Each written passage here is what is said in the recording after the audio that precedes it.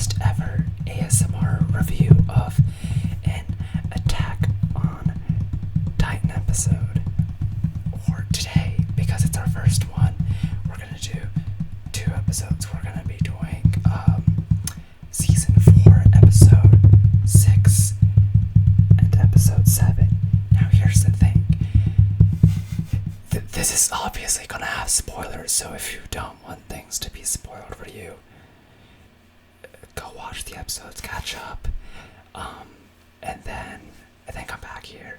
So you can watch this in 2 different ways. If you don't know anything about Attack on Titan and you're just trying to fall asleep, we're gonna stay whispering, maybe some tapping or whatever. Show them your wallet. Actually, he has an Attack on Titan wallet. So I'm a massive fan of Attack on Titan, Shingeki no Kyojin in Japanese, and to show how much I really like the show. Oh, first, my shirt. As you can see, for people that know Attack on Titan. Wait, where's that? You got the Survey Corps shirt. The Wings of Freedom Survey Corps shirt. Survey Corps. And then I have this. So this is another wallet that also has the Wings of Freedom symbol on it. For a second. Just to show it off for a sec.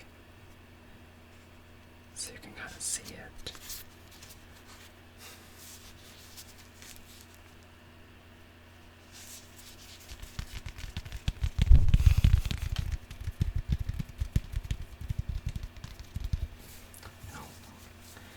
I got introduced to the show back in 2017 when season 2 just came out, and I already knew about Attack on Titan at that time, but didn't actually try watching it on my own. But then this one particular scene happened for people that have already watched the anime.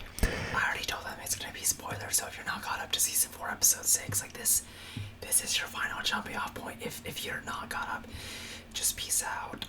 I haven't seen the anime the manga, so I won't be able to spoil beyond episode 7. Yes, so we're gonna rein that in. So if you are just a solely anime watcher, don't worry. We're not gonna spoil it for you, because if he spoils something, he will also be spoiling it for me too. So we're gonna try not to do that. Yeah, I'll make sure to not spoil anything from the manga, since I already know I'm up to date with the latest chapter. But yeah, this is your final warning, because I will be saying things from the past too. We both started out watching the same scene too, which is the betrayal, and was it season 2 episode 6? Season 2 episode 6. Revealed that they were the armored and 6. Titan. And now we have a new armored Titan, and we'll get into that. Let's go ahead and get right into the review. So we decided to combine these 2 together because they go very hand in hand. I'm guessing 8 also probably goes hand in hand to like the end of Declaration of War to probably, I'm imagining, and this is just a theory, that they're gonna probably head out of Marley by mid-episode if things go to plan, which they don't always do. It's not very common, actually. Well, they finish their plans a lot, but a lot of them gets intervened by a lot of unforeseen circumstances. So first of all, the way I think we're gonna split this up is we're first gonna give our score review out of 10 and kind of why we gave it that review, and then we're gonna talk about where the characters are kind of at, and then we're gonna finish with, I'm gonna do some theories for what I think is next. Unfortunately, he can't because you're caught up to the manga, so I'll just give my thoughts about everything that I know without spoiling. I'll try my best. So yeah, I just really like Attack on Titan so much. I'm literally showing it to, not just showing, I'm making a lot of my friends watching, including this guy, because I was the one that got him. He tried convincing me in 2017 same exact scene. And finally in 2021, I started watching the show. I've watched 3 seasons in about a week, so I'm very caught up. But it's also like a lot of information. There's a lot of like story to process. So if I mess something up, I still have to refresh a lot of stuff. But let's get right into the review. So do you want to go ahead and give your score and why you scored it for? Why don't you go combined score for 6 and 7? That's you. Oh, me first? Yeah. Alright, so my rating for episode 6 is obvious. Let's do 6 and 7. Just do a combined rating. Combined rating out of 20, so if each episode... Oh, okay. Oh yeah, you can do it like that. So if each episode is a 10 out of 10, or like 10 is the maximum score, combining 6 and 7 would be 18 for me. So episode 6 is a solid 10/10, and episode 7, today's episode, is a 8 for me. So to break that down, I am a manga reader, and AOT is like, I'm not gonna spoil anything, don't worry. AOT is notoriously known for, like, what's the word I'm looking for? Lagging. There's a lag between something being in the manga and it actually being animated. The most probably famous example is season 2 itself, because season 1 and season 2 have a whopping 4 years in between each other. Yeah, it's a long time. Not 1, not 2, not 3, but 4. 4 years. That's how long people are in like college for. Yeah, imagine going to high school or college, and then from the moment you enter to the moment you graduate is the exact amount of time. It's like for one season of an anime. There was like 2 different presidents between seasons. Technically, yes. Technically. That's a really good trigger word.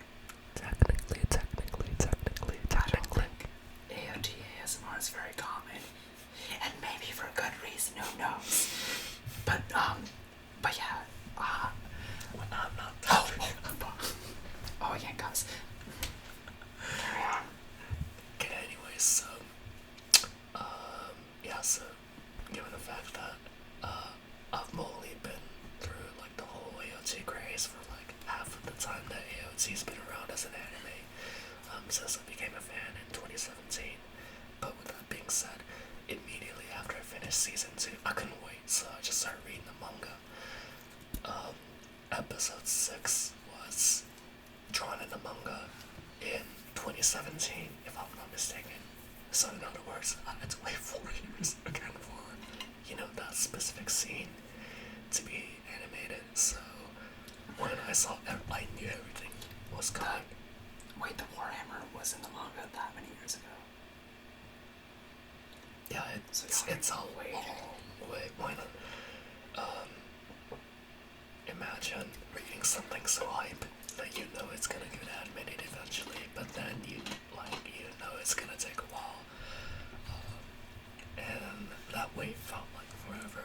But yeah, it finally got animated last week, and dear Lord, I was losing my mind the entire time. I was screaming, like almost the entire episode. I was screaming, and it was literally as I expected it to be high octane action, like all around from start to finish. I think it was the very first episode where it was like high octane action nonstop. I do want to have a whole part of this video where we just talk about the Warhammer Titan. Anyways, I mean, it got an episode named after it. It deserves some. Oh yeah, of course. Talk time. And then episode 7, today's episode, I rated it an 8 because it's like the previous episode was too high octane in terms of how well paced it was.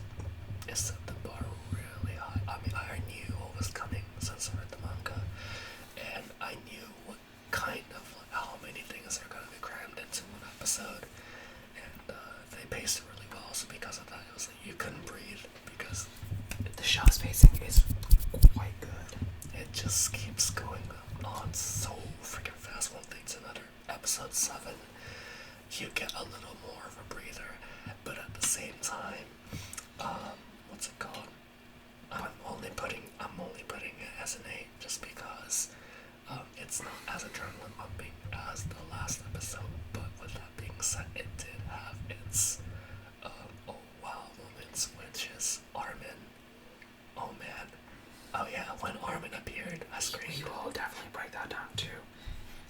And then, what's it called? When Lara Tiber, the Warhammer Titan, when she dies. Yeah, I was like, I knew it was coming. I was like, wow. And the way she dies is... She went out a very gruesome.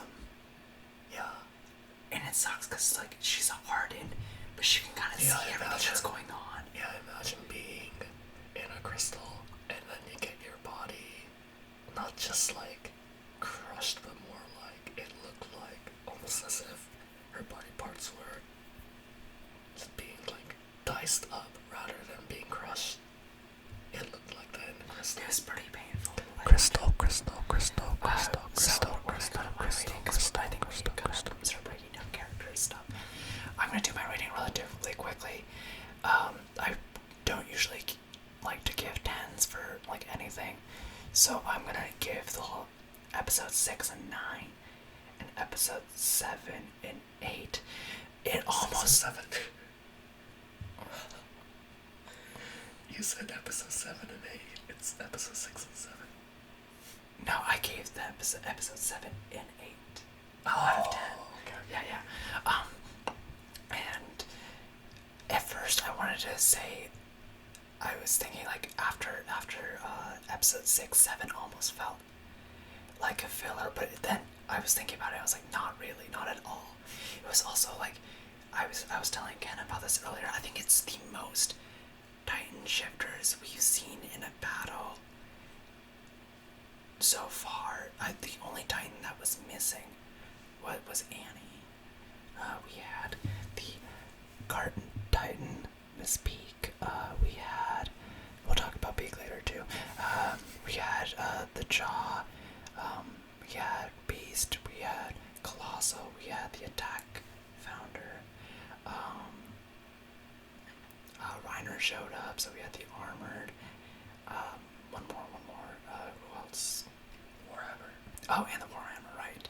So the only one we're missing is Annie. We haven't seen her in a while, so... But who knows? I'd imagine, since we haven't seen her die, she'll probably show up again. Or will she? There's no way they're gonna leave that. Just... that leaf unturned. Okay. 4 years is a long time. I'm saying this in terms of the story too, because there's a 4-year gap. And she's been like that for a while. Okay, anyways. So now we're gonna talk a little bit about the characters. We have to be conscious of my camera dying, so yeah, like we'll break down where all the characters kind of are. Let's start with the Titan shifters. Okay, the Marley Titan shifters aren't doing too hot at the end of the episode. Zeke Snape got, this was, compared to the first round of Zeke versus Levi, It's a lot quicker, a lot more. Levi was on his A game today. The only good move that Zeke really had was, and I don't think this is spoiling it because I don't know, but like I'm pretty confident. I'm pretty sure when his nape is getting blown up, you could see Zeke jumping out of it. Wait. At least you can hear him saying something about watch out. I don't remember that. When his nape is getting blown out, he manages to escape. I feel like I swear I saw that. I have to rewatch this scene. I feel like he was like, if this was like the screen, he was like popping out the edge like very subtly, but you can hear him saying like something like watch out. I funny. I think, but I'm fairly confident that that Zeke is alive because he's such an important character and probably one of the most hated characters on the show, that if he's gonna die, they're gonna make it something epic. Like, and if he's gonna die, I'm fairly confident this is a theory that Levi's probably gonna be the one to do it, and today's just didn't feel like that. So he's probably not dead. Levi did great as usual. The devils from Paradise were on point. Marley wasn't ready for that, but I mean, they shouldn't be that surprised if they managed to survive the hundreds of years, or 100 plus however many years the show's been running, of Onslaught by Titans. They're gonna be ready. Here's the thing, I thought it was really funny, the fact that Porco was so scared of the soldiers, because up until that point was always him, the Titan, making humans scared, and as they should be. But yeah, like you said, Marley literally set themselves up for, this massive karma. Especially return of karma. If you think about the fact that they were at war for 4 years, and like the main and only true reason they won was because they had that many Titan shifters on their side.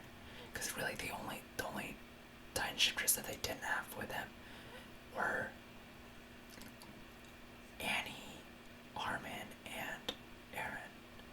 They had every other Titan shifter, so they should have won that war. Yeah, they set themselves up, and it was really cool seeing Borgo being afraid of people much smaller than them, but like have absolutely no fear. Oh, speaking of Borgo. Ohio Borgo. Let's talk about Peak, shall we? We should talk about Peak. Alright, welcome back to the Peak Simping Hour, where we can make a whole video of why, if you haven't already, you should consider simping for Peak. Debatably one of the most, I don't know why everyone in the series, everyone just decided to start simping on her out of everyone in the series all of a sudden. And because I saw some comments I had for manga readers of Peak is best girl, and I was like, alright. And then I watched it one episode, I was like, I mean, she seems fine, but I'm on board now. I got it. I think after episode 2 or 3, I was on board. The crawling. Why did the crawling thing help? It shouldn't have. It genuinely should not have. But it did. I think well, here are a few reasons you should simp for Peak. Her last name is the least simpable part, though. I don't know, there's something weird about having the last name figure, but everything else, I mean, she's, I think, based on the knowledge that she has, she's the smartest character. I think Zeke has the access to the most knowledge, and maybe Aaron to an extent too. Aaron just by virtue of having the founder and all of the founder's memories, and then Zeke being the war chief, it just has a lot more information. But with what Peak has, she's really smart. She's a good strategist, and I don't know. She's just kind of vibing all the time. But you can also tell she has a genuine care for people, whereas you don't really see that with Zeke. Oh yeah, for sure. Porco. I feel like Porco's big flaw is that he's very prideful. He doesn't like Reiner. I mean, I think it's also because of how his brother died. He's gonna get the taste of that Ackerman PTSD. Yeah. He already did. I mean, maybe he'll get killed by an Ackerman, but theory time. So, since there was so many Titans, not all of them are gonna live to see the end of this season. That's Warhammer died. Oh, yeah. I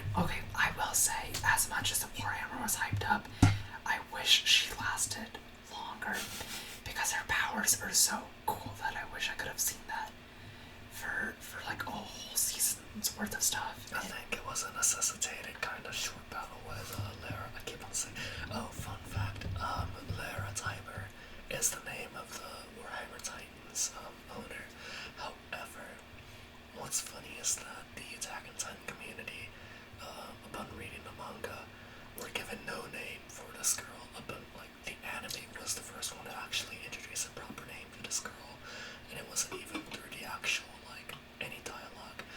AOT, Attack on Titan always has like a informational card as like the midpoint of the one scene where it's like scene card with like info. And you can actually read them sometimes. Yeah, exactly. I can't always. I've also been illegally streaming this show, so sometimes it'll all be in Japanese, and I'll be like, alright, I can, I don't know. Well, yeah, my Crunchyroll Alexa. Oh yeah, Crunchyroll, crunchy. But anyways, so, yeah, so they have that card, which explains a lot of details of things that could be revealed up until that point. And then the second half of the episode, it was during that place card in the middle that Lara's name was revealed for the first time. Manga readers did not have a name, so the Attack on Titan community actually came up with a name for her, which was Emma. And I actually thought Emma, like my memory got fuzzy because I read this like 3-4 years ago, so I truly thought that Emma was her actual name. So when I saw the name Lara, I was like, who the hell? That is Lara. They did a really good job of like hiding who she was. She was so inconspicuous. They did a brilliant job of doing that for the anime too. In the manga, when I found out that Lara is the Warhammer Titan, I was like, you. And I'm gonna preface this because I don't think you remember doing this, because like when you were telling me about the show in like 2017 and 2018, you made the assumption that I would never watch. So I did go into this show with a lot of spoilers, but when you had told me, you're like, oh, the Warhammer isn't in the body, I went with the assumption that like she could just be like in her like bedroom, like cities away, or even like like because I like what I had imagined when you told me is that she was gonna show up like by like the walls, like by like Wall Maria or like Wall Rose or something like that, and like her body was gonna be in Marley, which I also went to the show knowing what Marley was. I was like, oh yeah, there's something outside the walls. And then I texted Ken and I was like, I wasn't supposed to know that. If I had known he's gonna actually try watching the show. You did spend 4 years trying to convince me, and then the thing that convinced me was not as much like, there's only so much you can like talk about the plot.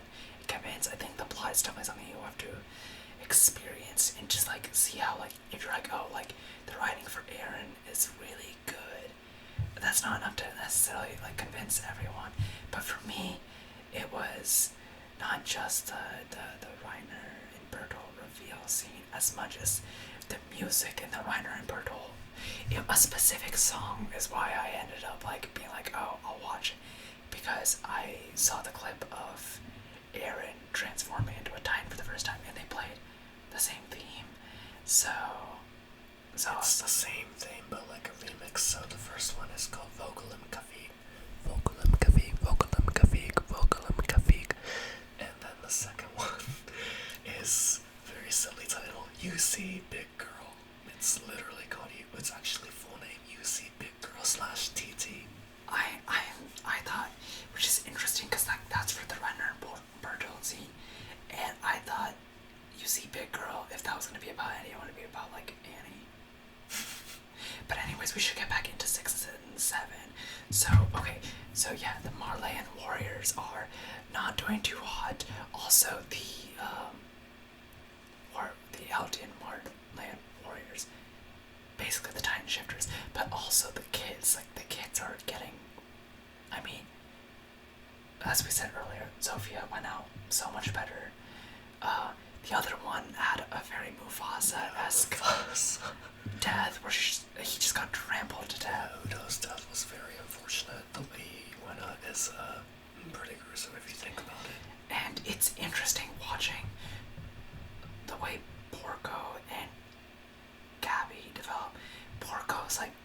sense of humanity reminds me a lot of kind of Armin, to be honest, whereas Gabby reminds me a lot more of Aaron.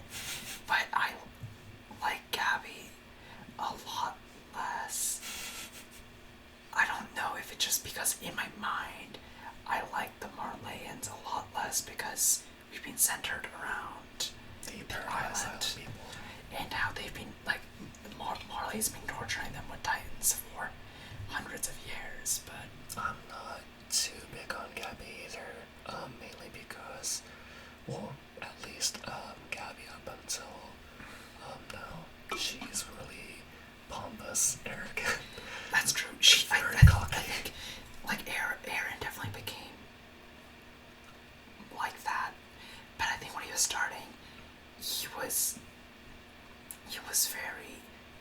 very deep set in his convictions, but I wouldn't necessarily say he was arrogant, because I think when he was in training, he was humbled a lot, and I think Gabby is just being unnatural at so many things, and she also is like very good at like hand-to-hand combat, and if we recall, Aaron really hasn't killed many Titans in his non-Titan form. That wasn't really his thing. There's only one Titan he's ever killed in his human form, so, well, yeah. I can only think of one. So yeah, Gabby's definitely, if they were to fight outside of their Titan forms, Gabby would probably win. I mean, then again, you're talking about a 19-year-old versus a 12-year-old, so there's a height difference. True, but Gabby's great with weapons and guns. Especially guns. But she also, she took out a whole train, like, on her own. At the very, like, the first episode of season 4.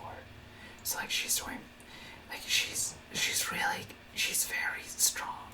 She's a good candidate for, like, what she is. I'm surprised, like, that they're, like, vying for the Armored Titan. I feel like maybe she should get like one of like the bigger Titans. I mean, I guess the Armored is okay, but like the Armored keeps getting wrecked. Like so Reiner appears at the end of this episode, even though like you could definitely see him losing the will to live, and he breaks out of it because he's hearing what Porco and Gabby. Or not Porco, Falco. I keep mixing Porco and Falco's name up. Reiner is currently my #1 favorite character. I feel so bad for him. He just wants to die. The amount of PTSD the man has to go through is insane, and all his friends are dead. I feel very bad for him, but isn't it also kind of weird if you think about it that like these kids are training, and like Reiner does help train them from time to time and stuff like that. They're training to eat Reiner. Oh yeah, it's a very weird dynamic. The fact that Gabby is so excited about eating or inheriting the Armored, which would mean that she's excited about eating Reiner, who also happens to be her. Well, I don't know what position he is in relation to her. Her dad is his mom's brother. So that means Reiner is a cousin of Gabby. Yeah, so essentially it means Gabby is very excited about eating her own cousin. Very fun, right? But, yeah, I think on topic of Reiner, this show does an excellent job at making you question which side you're actually on, if that even makes sense, because I think Reiner's the best character to show, because he's really experienced both worlds. Because if you think about it, he was literally a small child when he went 12 years to the old. island. A 12-year-old child that on the first day he had one of his close buddies get eaten right in front of him. Also on that same day, or not that same day, but I think a little bit before, finds out that his dad hates him. Fun, right?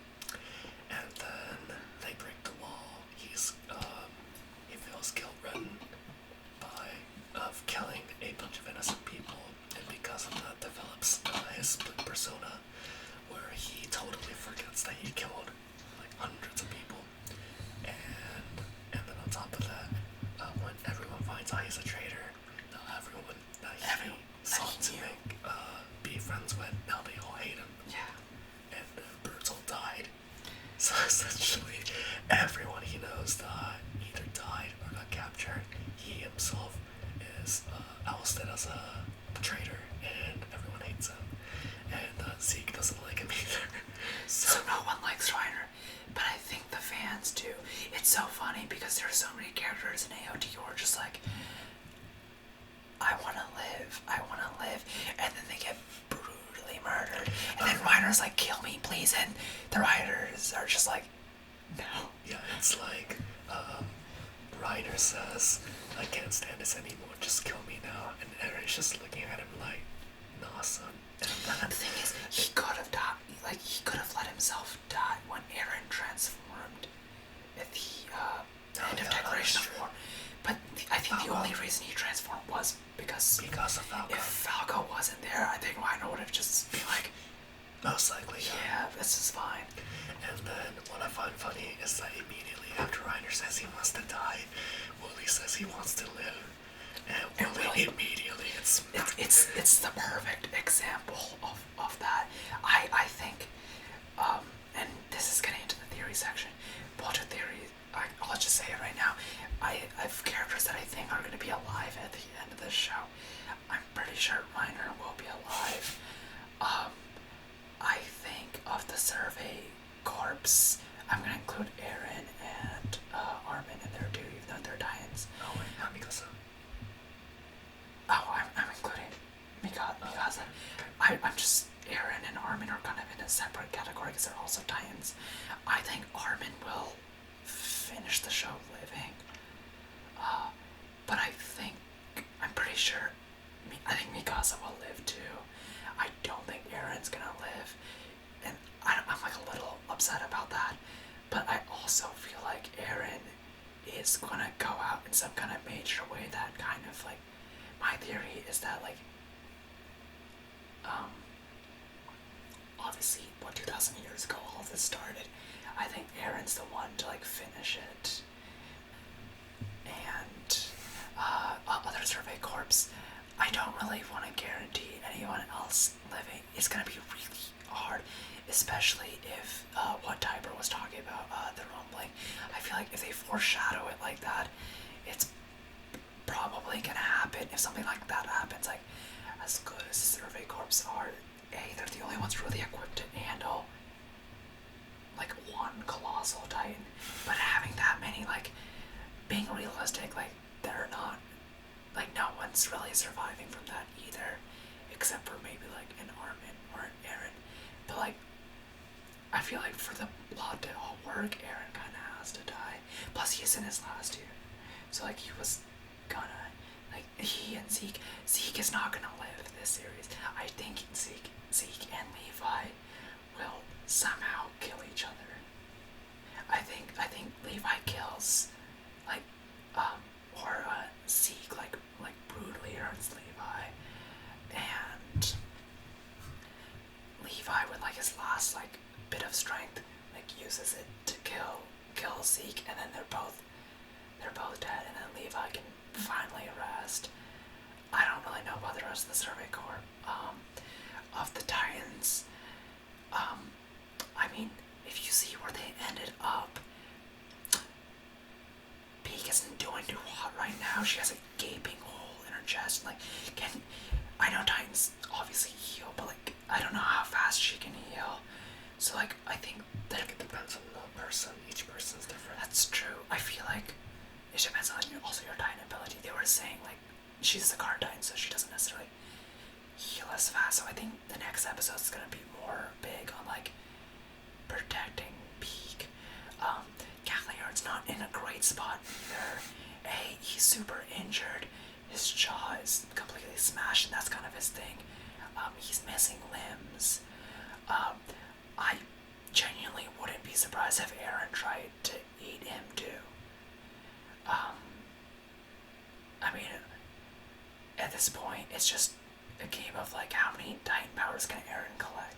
It would be very interesting if Eren ended up getting all 9 by the end of the series, to somehow, if that somehow broke the cycle, to become the Titan God. But I don't think he'll do that either. I mean, like, I also don't know what purpose that serves. I don't know what he needs to do to make the rumbling happen. I don't know if he knows what he has to do for the rumbling. Well, he needs to touch a Titan that has royal blood in it. Have they said that in the show? They said that in season 3. Oh. Or Eren was the only one that's aware of it. Okay, so that's just Zeke. He's only royal blood Titan, right? As of right now, yes. So if, in theory, Zeke touches... What if they touched in Titan form?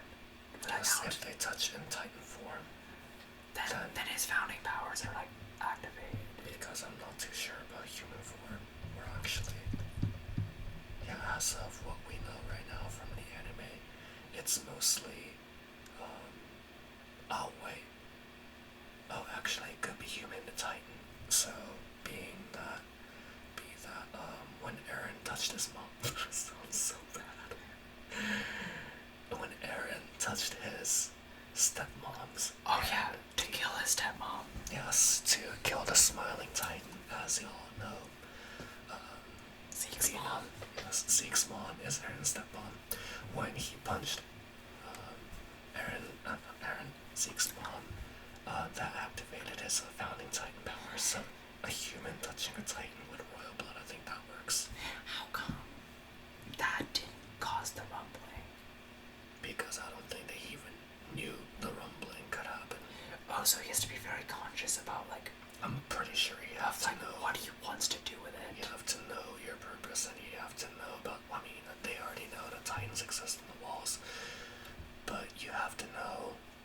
Or not know, but you have to have it in mind to do the rumbling. This is the longest video I've ever filmed. Dude, if every single time you have your powers activated, the rumbling happens, that's a bad thing. Because if you wanted to, say, do something very small, like control a single Titan, and then boom, all these Titans come. On the colossal Titans. Yeah, that's not a good thing. So, but... let's see. So if Eren touches Beast, or if Beast touches Eren's Titan form, then that could signify the rumbling.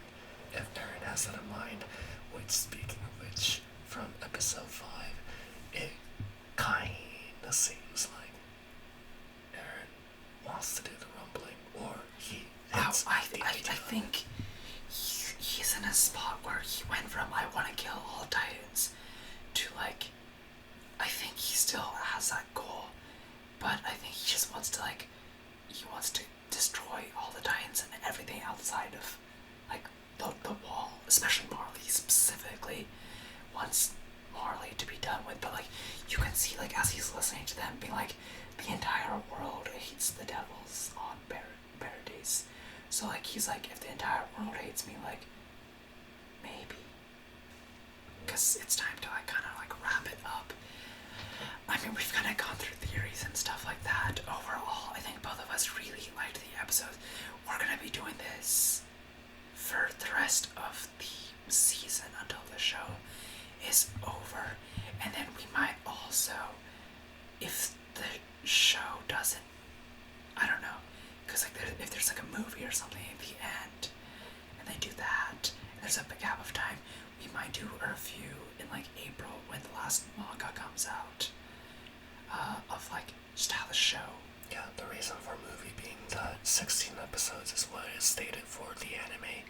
This was announced way before the manga announced its final chapter to be released, which is scheduled to be April 9th, if I'm not mistaken, 3 months from now. So that means because the anime is still ongoing with a manga counterpart that's not finished yet, people are suspecting highly that the rest of the manga that could not be covered in the anime will be turned into a movie. I hope the movie is on Crunchyroll. I don't know about that. There is some people that think the movie might be released internationally.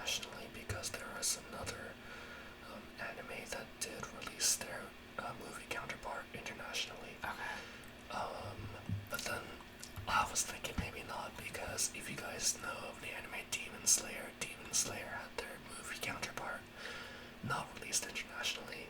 Apparently it's really hard to find online too, and it was like Japan's best-selling movie or something, so I don't know, we'll have to see what goes down with Attack on Titan. The best case scenario would be a part 2 of the season, but that's true. They could do it like that. I kind of hope they do it like that, but yeah, is there anything else you want to talk about? Peak Best Girl. I was gonna end with just saying, hey, you should maybe consider simping for Peak. If you haven't already, I don't care if you are a girl, guy, don't identify with any gender, if you're straight, gay, wherever you fall on the spectrum, you can just like think about simping for Peak. You just give it a shot. She's cool.